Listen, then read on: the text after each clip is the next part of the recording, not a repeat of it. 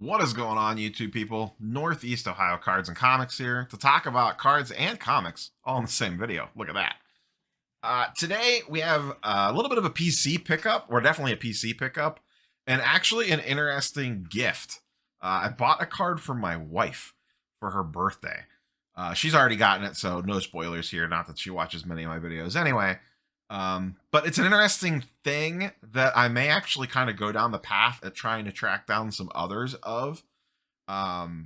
It's just intriguing. So we'll talk about it and see what you guys and girls think. So like, comment, subscribe, and let's go ahead and dive in. So first up, PC pickup, and it is a comic book. I tend to try to stay away from, at least for investing purposes, I talk about this a lot. I don't chase variant covers as much as humanly possible. That being said, every once in a while, some come across the old eyeballs that I cannot resist. This happens to be one of those cases. 9 times out of 10, if it's a cool X-Men cover, I'm at least going to stop and look at it. And then if it's a really cool X-Men cover, I'm probably going to buy it. And once again, I don't think most of these variant covers are going to have good long-term value, but they make really cool display pieces. So this one popped up. This is an IG comic store exclusive. And store exclusive variants, I am also not super big on in general. Once again, for investment level purposes. But for looks and coolness factor, sometimes they just look fantastic. So what am I talking about here? This popped up a couple months ago. It was a pre-order. And the interesting thing about comic pre-orders, I'd be curious to see how the sports card market would react to this.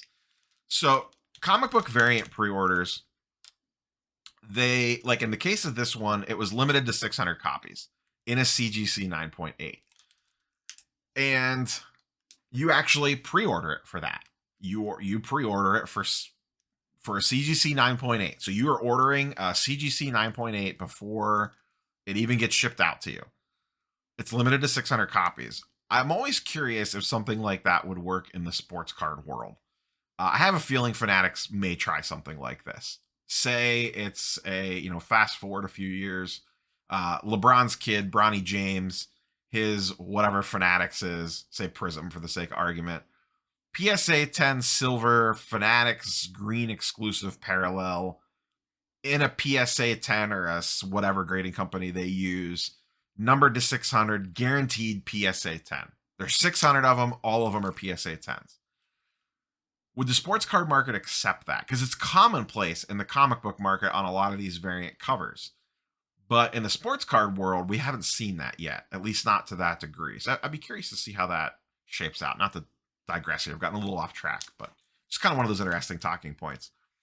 So what this is X-Men Trial of Magneto #1. Sorry, I don't have the great camera set up to show off comic books, but just a really, really cool cover. This is the Virgin variant out of 600. And for those that don't know, Virgin variant means it has no stuff on the front. No barcode, no title card, or, a title thing at the top that says X-Men on it or anything like that. It's just the artwork. And for anyone that's a big X-Men fan, and what drew me to this one in particular is this is a homage, whatever you want to call it, reimagining of the artwork from the X-Men arcade cabinet from when I was a kid. I absolutely adored that game at the bowling alley. I would play it as often as possible or wherever I was in an arcade. Most of you young kids watching this probably don't even know what an arcade is. But I adored that game, absolutely loved it. And this is a take on the side cabinet artwork and the splash screen artwork for that game. So once again, IG Comics exclusive variant cover. And on the back here, you actually get a certificate that tells you it's numbered out of 600. So essentially what they do, the way I understand it, is they send off, say, 650 copies to CGC. They get, say, 610 back in 9.8s. Maybe the other ones get 9.6s because of whatever. Those extra ones get scrapped. And then, they number the other 600 out, and those ones go out. So there's actually a certificate of authenticity here. that says that it's numbered 36 out of 600. So I have number 36 out of 600. Is that a jersey number? 36 out of 600. Is that Magneto jersey number? I don't know. And a cool little card of the actual artwork itself. So I think this was $100, maybe $125. Not terrible. You know, you're going to pay, I don't know, $30-40 to have CGC slab it as is. And once again, this is just strictly a display piece. You know, one day when I have a legitimate office, this is something that would go on display in that, just as an ultra cool variant cover. Once again, I'm not big on variant covers for investing purposes. A few of them truly are investment level, but in my opinion, most of them are not. The second thing that I got, this was the birthday present for my wife, or one of the birthday presents for my wife. I thought it would be cool to get her a card. I was trying to figure out what to get her. She is a big MCU fan. She loves MCU, along with me. We both do. We just went and saw Eternals this past weekend for her birthday, dinner, you know, the whole 9 yards. So I was thinking, what is a cool card that I could get her? And then I stumbled across this on eBay. So this is from the Iron Man 2 card set, of all things. Natasha Romanoff, aka Black Widow, aka ScarJo.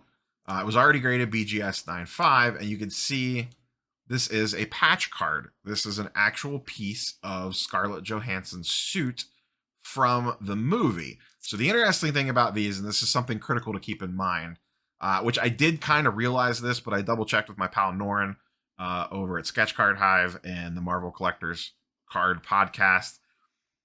There's a couple different versions of these cards in general across the board when you're looking at MCU memorabilia stuff. The key thing that you want to look for is that it was movie worn or on screen used. A lot of these say used in the production of, and then there are ones that specifically say that it was used in the movie or used on screen. Those are the ones that you want. Essentially, think of this as this one. This was game worn versus player used. Because a lot of times what they do, the way that it was explained to me, is it'll be cut up suits that maybe the stunt double wore, or that were used as backup suits or something like that. Some of the cards, like this one, it's guaranteed by Upper Deck that this little swatch was actually on screen in the movie and worn by the actor. So to me, that's just really cool. I didn't necessarily care about the grade. It's whatever on this. I did like the fact that it was already slabbed. I paid $150 for this. One sold raw actually after I bought this one for like $75. I am perfectly fine paying the slight premium for this. You know, it's a thicker card. I don't expect it to grade well, but I just like that it was already slabbed. It'll sit nicer on her desk. So at work. But just a really cool thing. And I feel like these are underrated for MCU people. They are tough to track down. There's not a good way to search for them. You got to make sure that you're checking the backs to make sure that it was movie worn and not just used. I'll source back the language that we all know: player worn or game used instead of player worn. But just a really cool card, and I just think stuff like this is potentially undervalued. It's just to me that's just really cool. That's a piece of the suit that was actually in the movie. You know, like how many of those are laying around? I can't imagine many. And this is, I believe this is numbered. Is this numbered? It is not numbered. I'm surprised by that. So not numbered, but still, I'm sure there's not a ton of these out there.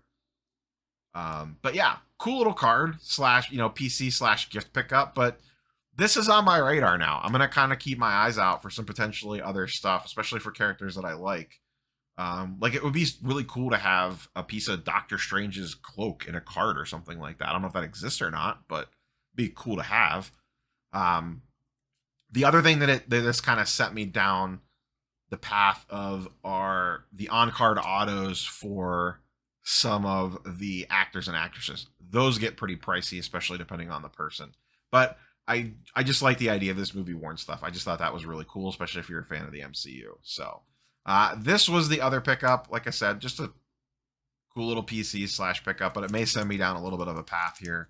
So we'll see if maybe we pick up some more of this stuff, or it could be something that I keep trying to potentially find something from a different character that she likes. She's big in the Scarlet Witch you know, find some type of Scarlet Witch game used, you know, material or whatever. So that's all I have for you guys and girls today. Comic book pickup, comic card pickup. Like, comment, subscribe, all that jazz. Nice short video today, and we'll catch you guys and girls on the next one. Peace.